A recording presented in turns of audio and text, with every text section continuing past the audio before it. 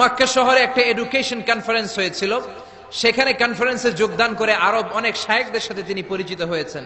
সেখানে তিনি শুনেছেন আরব শায়েখরা চ্যালেঞ্জ করে বলেছে কোরআনে কোনো ভুল নাই। আল্লাহ চ্যালেঞ্জ দিয়েছে, পারলে ভুল বের করে দেখাও।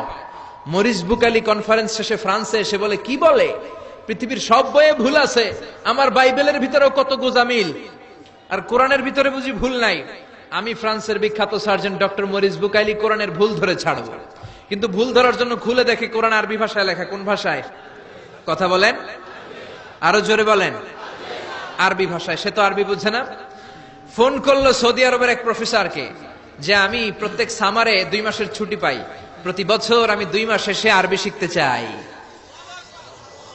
সৌদি শায়েখ ভাবছে কোরআন বোঝার জন্য, আসলে বোঝার জন্য না। শিখতে চায় কেন? জোরে বলেন। ভুল ধরার জন্য। 5 বছর সে সৌদি আরবে এসে তার ছুটির সময়টা সে সৌদি আরবে কাটিয়ে 5 বছরে আরবি ভাষা শিখেছে। হেদায়েতের জন্য নয়, ভুল ধরার জন্য। 5 বছর শেষ।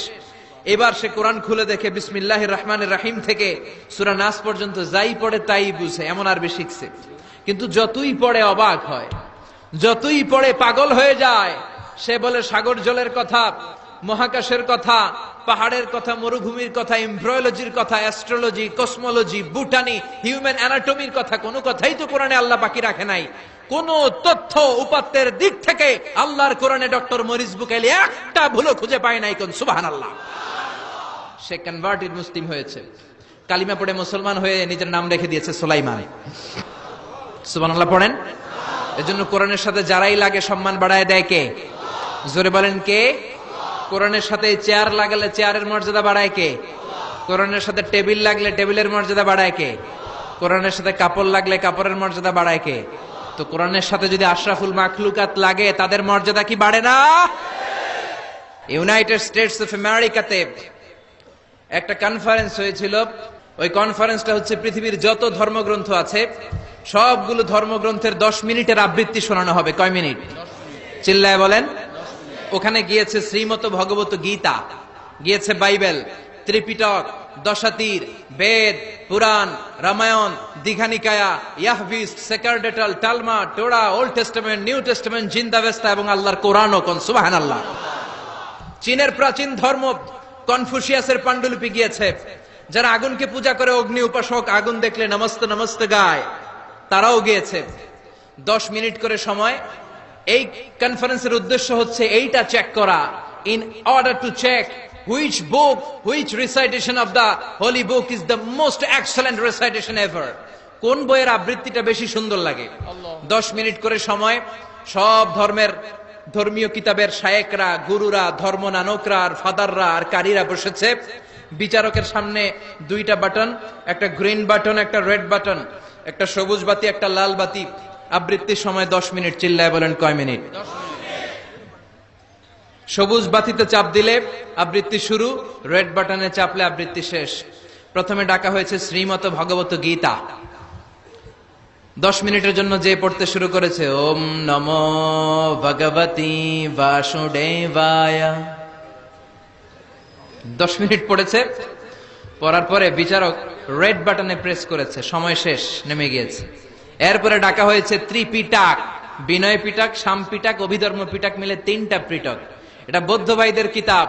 এরা বলে ওম শান্তি, ওম শান্তি। আসলে মিয়ানমারে ওরা যা করছে ওদের বলা দরকার ওম অশান্তি, ওম অশান্তি। ওরা বুদ্ধাং শরণং গচ্ছামি, ধাম্মাং শরণং গচ্ছামি পড়তে পড়তে 10 মিনিট শেষ, চলে গেল। এরপরে ডাকা হলো দশাতীর, দশাতীরের ওরাও পড়লো। এরপরে ডাকা হলো গ্রন্থ সাহেব, পড়লো। জিন্দাবেস্তা পড়লো 10 মিনিট। এরপরে ডাকা হলো ভ্যাটিকান সিটির পোপকে। গত মাসে পোপ আসছিল না? এই পোপের আগের পোপ, তাকে ডাকা হলো to recite the Holi Bible for 10 minutes. 10 মিনিটের জন্য বাইবেল পড়তে আসেন। উনি এসে ওনাদের বাইবেল পড়ে গেল 10 মিনিটের জন্য। ওনার বাড়ি হচ্ছে ভ্যাটিকান সিটিতে, ইটালির রোমের মাঝখানে স্বায়ত্তশাসিত একটা আলাদা দেশ আছে। ওইখানে শুধু পোপরা থাকে, যারা বিয়ে না করে খ্রিস্টানদের ফাদার, প্রোটেস্টান্ট, অর্থোডক্স আর রোমান ক্যাথলিক, ওরা সেইখানে রাজ্য স্থাপন করেছে। গোটা বিশ্বের খ্রিস্ট ধর্মকে তারা চালায়। তারা 10 মিনিট সব ধর্ম গ্রন্থের আবৃত্তি এবং তেলাওয়াতের পরে সর্বশেষে মুসলমানদের ধর্মগ্রন্থ কোরআন আবৃত্তি করার জন্য ডাকা হয়েছে। এসেছে মিশরের কারি Abdul Basit ibn Abdus Samad. যারা ওনার তেলাওয়াত শুনেছেন দেখবেন উনি তেলাওয়াত করে আবার সময় নেয়, আধা মিনিট শ্বাস নেয়, আবার লম্বা দম নিয়ে তাল লয় নিয়ে টান দেয়, আবার পিছন থেকে টান দেয়। তাকে ডাকা হলো, now the representative of Muslim community Abdul Basit ibn Abdus Samad will now recite the holy book Koran for 10 minutes. মিশর থেকে আসা মুসলিম জাতির প্রতিনিধি তাদের ধর্মগ্রন্থ কোরআন নিয়ে এবার 10 মিনিট তেলাওয়াত করবে। কয় মিনিট? 10 মিনিট। উনি দাড়ি রাখেন না, ক্লিন শেভ, পাতলা একটা চাদর আর জুব্বা পরে চলে এসেছে মাইকের সামনে, এসে আউযু বিল্লাহি মিনাশ শাইতানির রাজীম বলে টান দিয়েছে। সুবহানাল্লাহ।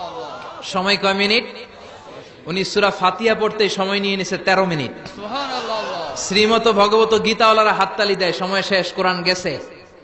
কিন্তু কি আজীব তামাশা, বিচারক তো লালবাতি চাপে না।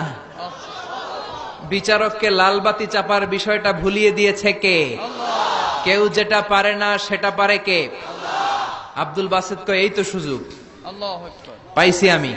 বিচারক যেহেতু লালবাতি চাপে না, আমি আরেকটা সূরা ধরি। উনি কোরআনের সবচেয়ে সুন্দর সূরা সূরা আর রহমান তেলাওয়াত শুরু করলেন। উনি উনার গলায় আল্লাহ যত সুর দিয়েছিলেন সব সুর, দরদ, আদর ঢেলে দিয়ে সুরের ঝংকার তুলে পুরো কনফারেন্সকে মাতিয়ে দিলেন। 15 মিনিট হয়ে যায়, বিচারক লালবাতি চাপে না। 20 মিনিট, 25 মিনিট, 30 মিনিট হয়ে যায়, লালবাতি চাপে না। এদিকে অর্গানাইজিং কমিটির প্রধান চেয়ার থেকে উঠে এসে বিচারকের গায়ে ধাক্কা দিয়ে বলে, এই man, what's the hell are you doing here? What's wrong with you? Why aren't you pressing the red button? লাল বাতি চাপোস না কেন? ওরে ধাক্কা দেওয়ার পরে বিচারক ভূত দেখার মতো চমকে উঠছে, কি হ্যাঁ লাল বাতি